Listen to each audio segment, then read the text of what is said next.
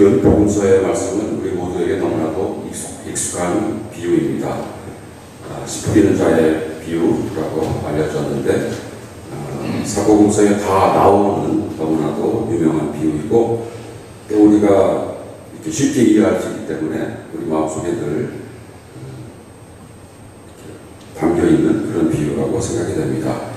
비유는 원래 한 가지 고정된 절대불변의 교훈이 담겨있는 것이 아니고 그때마다 우리가 미처 깨닫지 못했던 새로운 진리가 드러나는 그런 특징이 있습니다.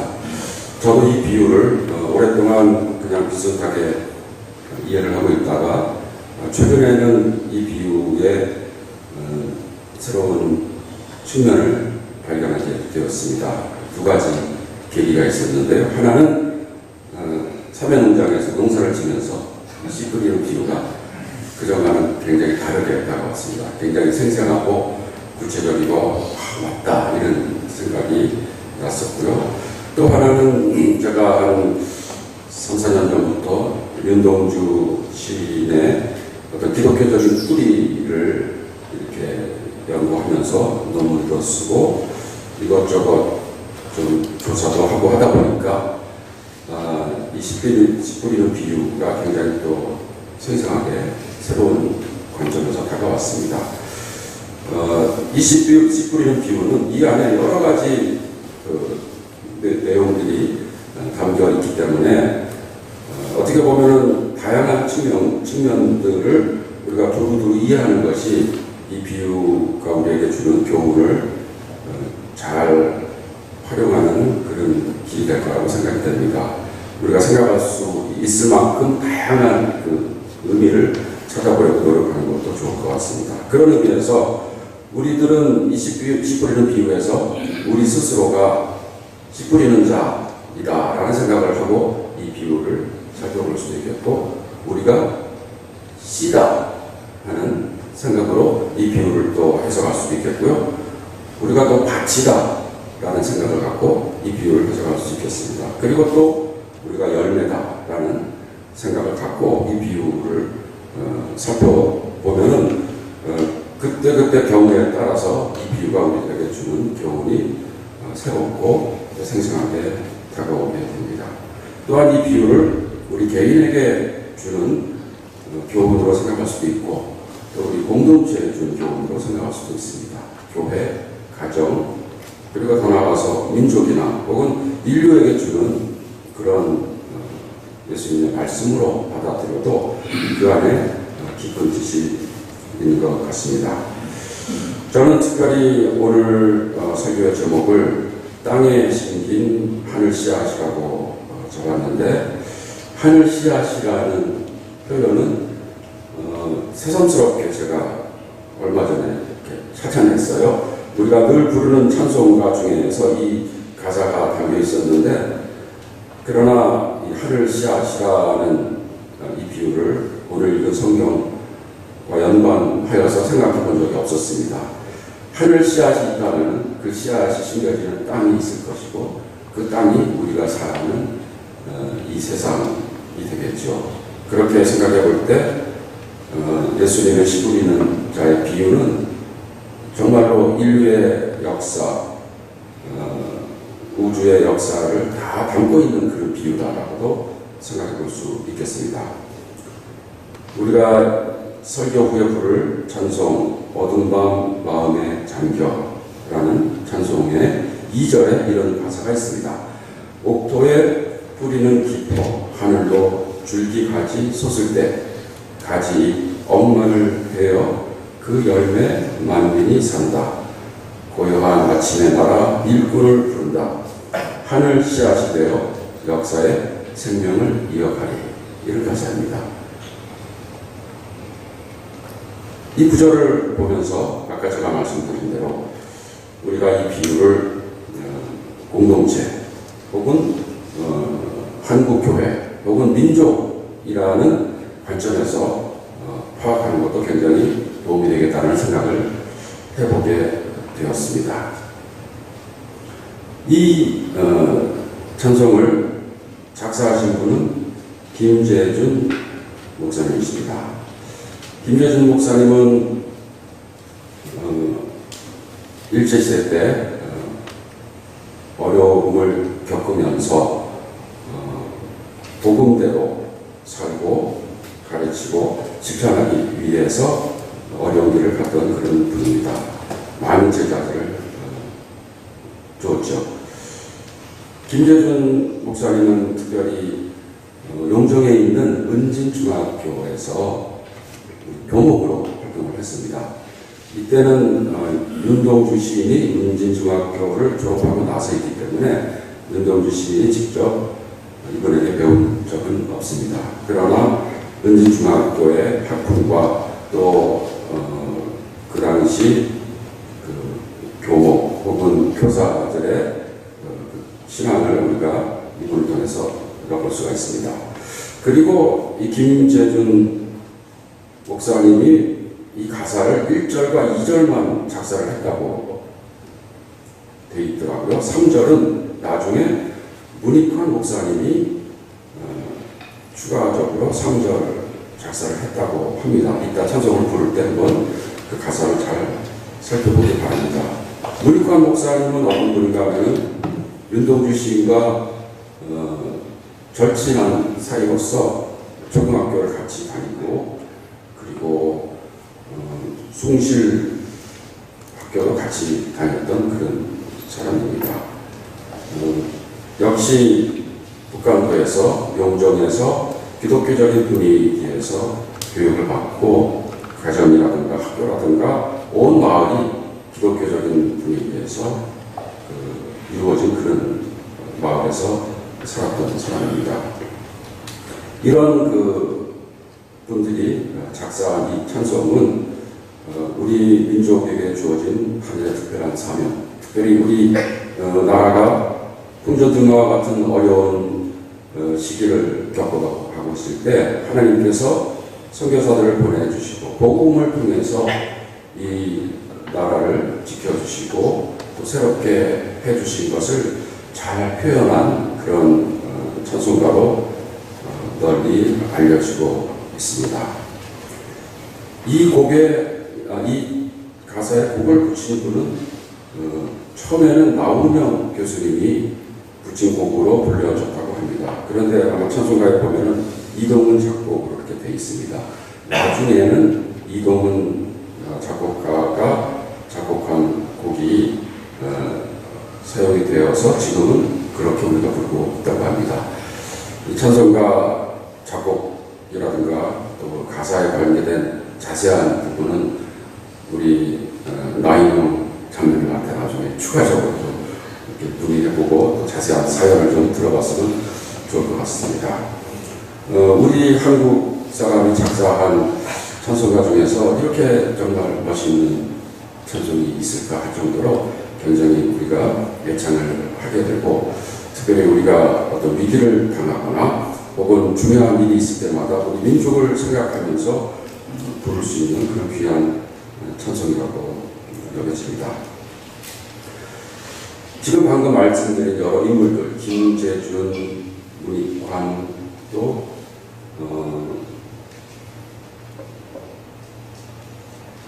윤동주 이런 분들은 전부 다 기독교가 전파되어서 그들의 인생이 바뀐 사람들입니다. 그들의 운명이 바뀐 사람들입니다. 이분들은 전부 북한도 지역을 중심으로 하여서 생활하면서 그곳에서 기독교인이 되었고 기독교촌을 형성하여서 살고 있었습니다. 문익환과 윤동주가 살고 있었던 마을은 용정이었고 용정으로 이사오기 직전에는 명동촌이라는 곳에서 생활을 하고 있었는데요. 명동촌은 원래 유교 가문들이 국경을 넘어서 이 나라의 독립을 기대하면서 자녀들을 민족 정신을 갖고 교육하기 위해서 새롭게 만들어진 그런 마을이었습니다. 그런데 그들이 어떻게 하면 우리가 자녀들을 잘 교육할 수 있을까? 어떻게 하면 나라를 되찾을 수 있는 실력을 갖출 수 있도록 자녀들을 교육할 수 있을까 고민하다가 결국은 이들이 결정한 것은 기독교 교육을 시켜야지 되겠다라고 결정한 것이죠. 이들은 기독교인도 아니었는데 그런 결정을 했습니다. 그 과정에서 교사를 모으는데 젊고 유능한 교사가 마침 있었는데 그분의 이름이 장재면이었습니다. 그래서 그분을 모셔다가 학교를 세우면서 장재면 선생님의 영향으로 모든 마을 사람들이 다 기독교를 받아들이게 되었고, 그리고 많은 기독교 인재들이 거기서 나오게 되었습니다. 장재면에 의해서 윤동주의 아버지, 할아버지, 또 문익환의 그 부모님들, 조부모님들도 전부 기독교를 받아들이게 되어서 지금까지 기독교 집안으로 기억이 되고 있죠. 얼마 전에 연서대학교 채플에 윤형주 가수가 와서 설교를 하셨어요. 물론 그분은 말만 하지는 않았겠죠. 기타 들고 나와서 노래도 하면서 설교를 했는데 윤동주, 윤형주 같은 행렬이더라고요.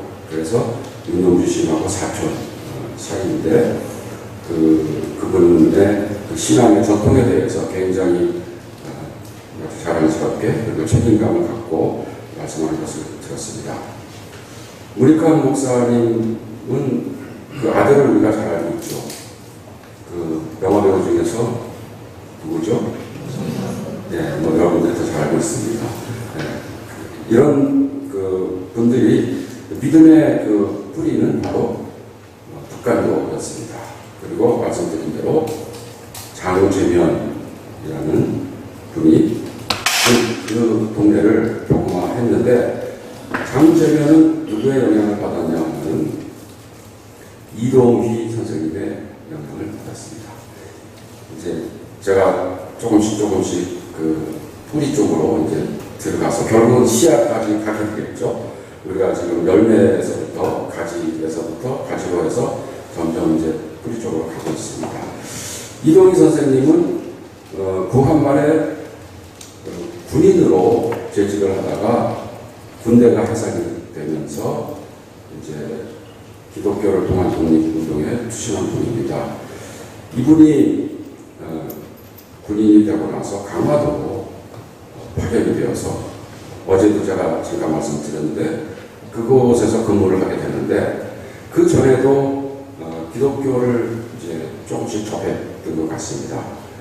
그러나 완전히 그 기독교를 받아들이지는 않았는데 1902년부터 1905년 동안에 강화도 지역에 근무하면서 그곳에 사는 기독교인들과 접촉하면서 굉장히 많은 감화 감동을 받았다고 해요. 무엇보다도 믿음과 생활이 일치되는 것을 보고 굉장한 나름대로 충격을 받았습니다. 그래서 이분도 내가 기독교를 믿어야 되겠다라고 개종을 하게 되고, 자기가 갖고 있던 재산도 내놔서 여러 가지 좋은 일에 쓰게 되었습니다. 이분이 1905년 동안 5년까지 강화도에서 근무하고 나서 그 다음에는 서울로 와서 주로 상동교회를 중심으로 해서 기독 청년들 모임에 합류를 했습니다. 그곳에서 기독교적인 그 실력을 갖추고 그곳에서 장재면 선생님도 만나서 장재면 선생님에게 자기보다 연배가 낮은 사람이었는데 그 사명을 준 것이었습니다. 당신은 북한으로 가서 그곳에 있는 사람들에게 기독교를 전하라. 기독교를 전함으로써 이 나라의 그 독립을 꾀할 수 있는 근거를 마련해라. 당시 이분들에게는 나라의 주권을 펴는 일과 신앙을 받는 일은 별개의 것이 아니었고 같이 갔었습니다.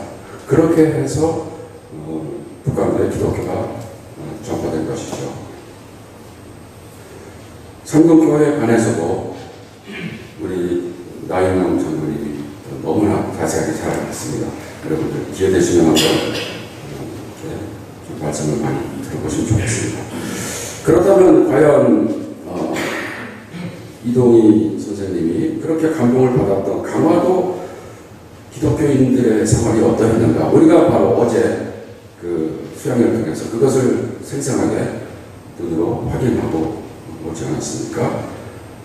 정말로 남아있는 여러 가지 그 유적들이라든가 그것에 남아있는 여러 가지 사연들 우리가 다 이미 마음속에 굉장히 아주 중요한 교훈으로 이렇게 다가오고 있습니다.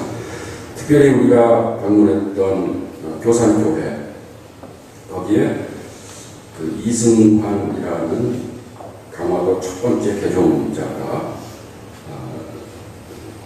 세운 그런 교회가 되겠습니다. 그리고 그분과 또 처음 기독교인들의 영향을 받아서 많은 또 분들이 개종을 했습니다.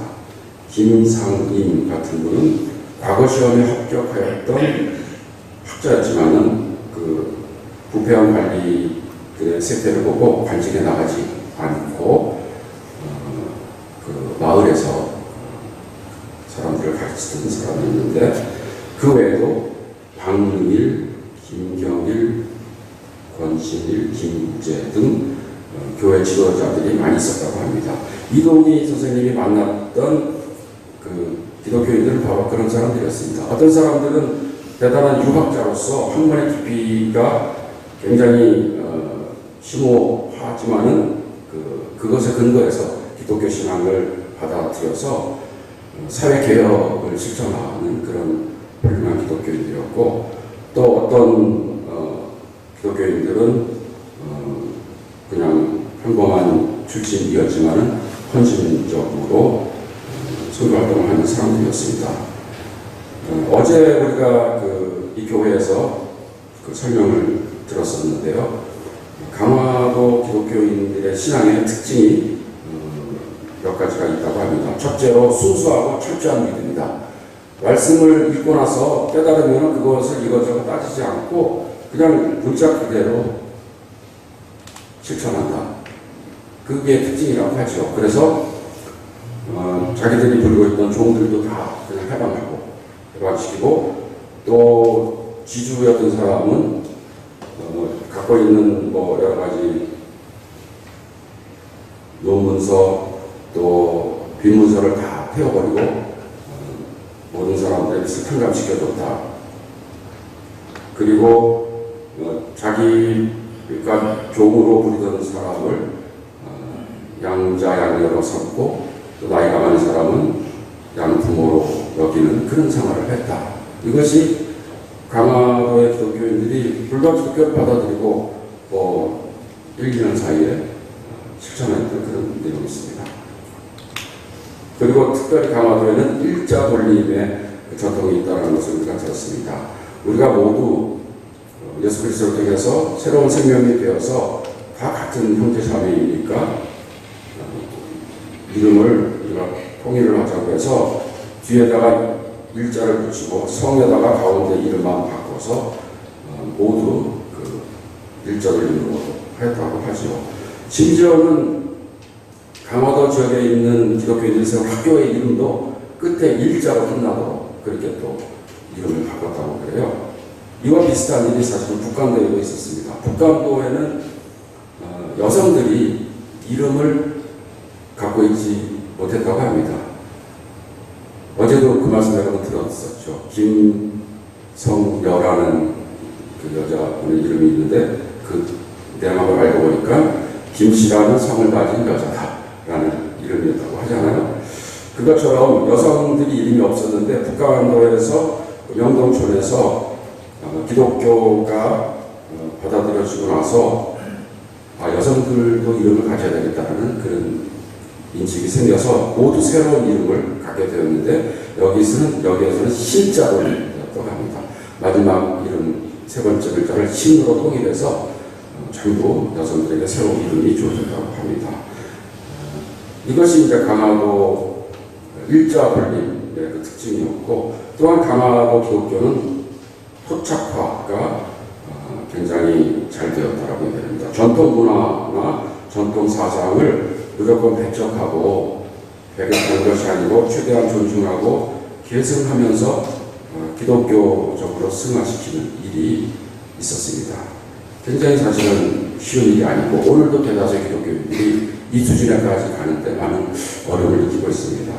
당시 특별히 강화도에 강화학파라고 할 정도의 그 유학자들의 이런 그 모임이 있었다고 합니다. 그분들은 양명학의 영향을 받아서 실사구시를 중요시하는 학풍을 갖고 있었는데 이것이 기독교의 언행일치 경향과 상통해서 이분들이 더욱더 기독교를 받아들이고 그리고 전통적인 사상 중에서 좋은 것들을 잘 살려서 기독교 신학과 이렇게 연결시키는 일을 해왔다라고 우리가 해석해 볼 수 있을 것 같습니다. 또한 강화도 기독교인들의 신앙은 굉장히 민족적인 기독교였습니다. 개인이 예수를 믿고 천당 간다라는 개인 구원에 국한하여서 관심을 가진 것이 아니고 이 나라를 구할 수 있는 것이 기독교다라는 생각을 갖고 개종을 하게 되었고 늘 자기 자신의 구원과 이 민족의 구원은 같이 이게 절대로 떨어지지 않았던 것이 당시의 그 기독교인들의 신앙의 양태였습니다. 그래서 늘 사회개혁이 그 안에 신앙의 중요한 요소로 영향을 끼치고 있었습니다.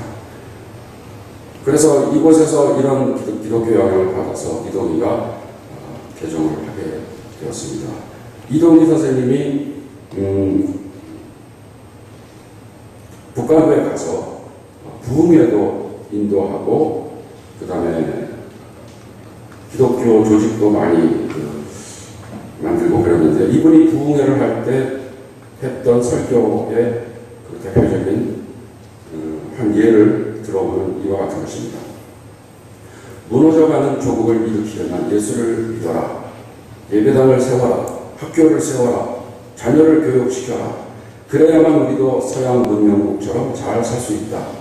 삼천리 강산 한 마을에 교회와 학교를 하나씩 세워서 3,000개의 교회와 학교가 세워지는 날 우리는 독립할 것이다.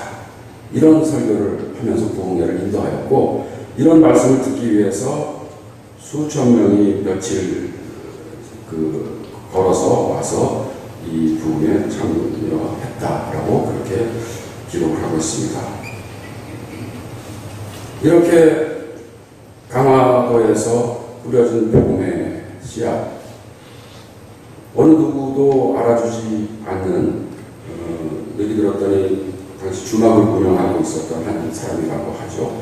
그 사람의 개종을 통해서 강화도에 뿌려진 복음의 씨앗은 뿌리를 내리고 또 줄기가지가 섰고 큰 나무로 성장하여서 열매를 맺음으로써 북강도에까지 그 영향을 미치게 되고 한반도 전체가 오늘까지 그 열매의 혜택을 받고 있는 것입니다.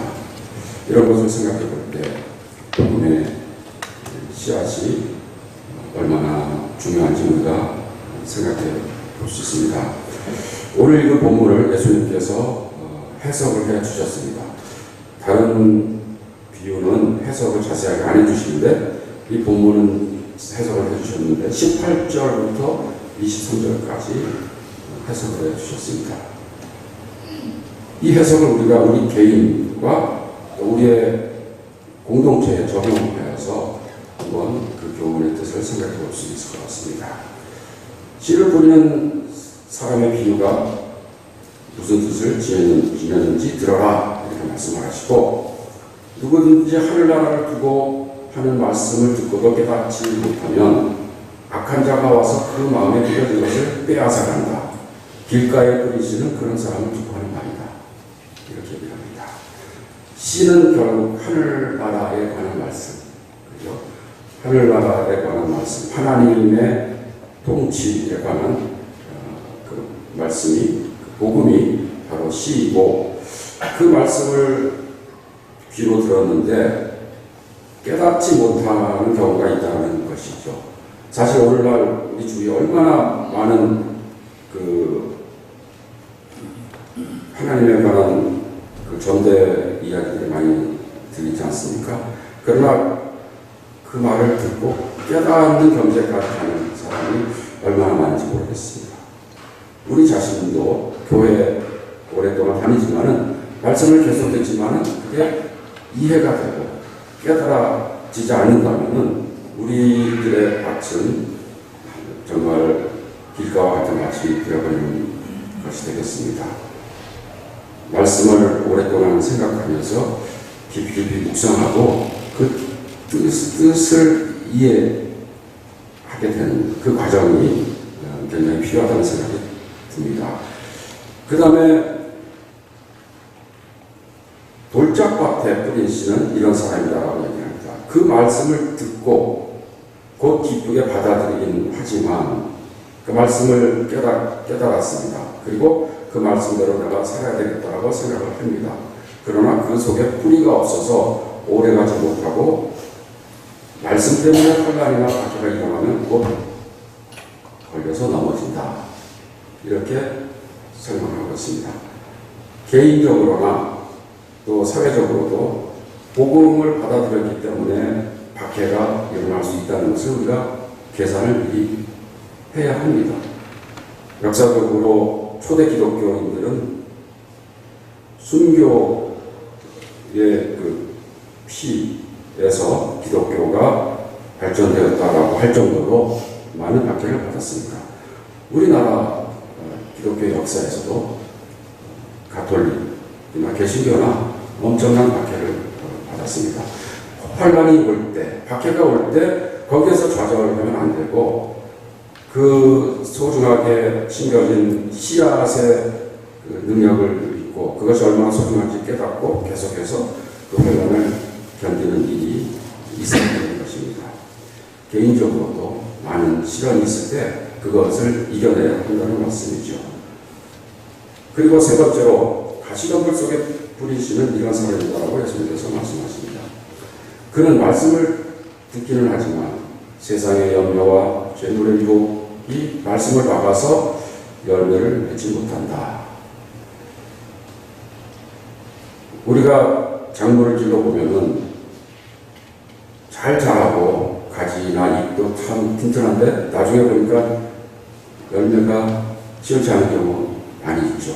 열매가 작거나 아니면 온전하지 못하거나 그런 경우가 바로 여기에 해당하는데 말씀을 듣고 깨닫고 또 어느 정도 외부적인 환란과 박해를 이겨내는데 이 부분은 아무래도 좀 내면적인 유혹인 것 같아요. 세상의 염려, 재물의 유혹 이런 것 때문에 마음이 자꾸 흔들리는 그런 경우가 되겠죠. 우리 마음속에 하루에도 수십 가지 생각이 왔다 갔다 합니다. 내가 지금 이런 식으로 계속 살다가 크게 망하는 게 아닌지 불안하기도 하고 우리 주위에 있는 다른 사람들 특별히 재물을 많이 모아놓은 사람들을 보면 나도 저 사람들이 하는 걸 본받아서 돈을 좀 모아야 할 텐데 이런 생각이 많이 빠지기도 합니다.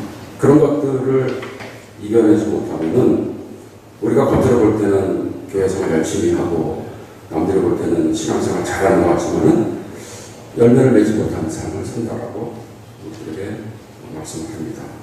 이것은 개인도 그렇고 또 교회도 마찬가지인 것 같습니다. 겉으로 볼 때 건물도 화려하고 굉장히 그 위세 있게 이 땅에서 존재하는 것 같지만은 정말 중요한 선한 열매를 맺지 못해서 세상 사람들이 교회가 나눠주는 열매의 맛을 보지 못하는 그런 상황이 올 때 우리들은 가시덤불에 뿌린 씨앗이구나 라는 생각을 해보게 됩니다. 우리 믿음의 선배들이 경험한 것은 정말로 돌짝밭 단계도 넘어가고 또 길가 단계도 물론 넘어가고 그리고 가시덤불 단계도 넘어가서 옥토와 같은 단계에 도달한 신앙을 우리 선배들이 우리에게 물려주었습니다. 좋은 땅에 뿌린 씨는 말씀을 듣고서 깨닫는 사람을 추구하는 말이다. 이 사람이야말로 열매를 맺되 100배, 혹은 60배, 혹은 30배의 열매를 맺을 것이다. 이렇게 예수님께서 비유의 해설을 마무리하고 계십니다. 아까 제가 소개해드린 찬송가 어둠과 마음의 잠겨 2절 제가 한번 다시 읽어드리고 설교를 마무리하려고 합니다. 옥토의 뿌리는 깊어 하늘도 줄기 가지 솟을 때 가지 억만을 베어 그 열매 만민이 산다. 고요한 아침에 날아 일꾼을 부른다. 하늘 씨앗이 되어 역사의 생명을 이어가리. 하나님께서 부르시는 일꾼의 사명을 잘 감당하는 우리 모두가 되기를 간절하게 소망합니다.